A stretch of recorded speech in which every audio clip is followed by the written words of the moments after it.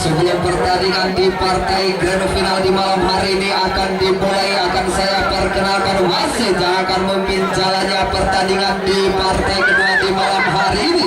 Wasit terbaik kami wasit 1 Bapak Edi, wasit nasional, dan juga akan dibantu wasit terbaik kami wasit kedua Bapak Budi, wasit nasional. Dan untuk tim yang bertanding di malam hari ini di sebelah sisi kanan dengan kostum kebaya biru berkombinasi kuning hitam, inilah sumber rezeki ketepung kemenangan Pacitan Jawa Timur Indonesia.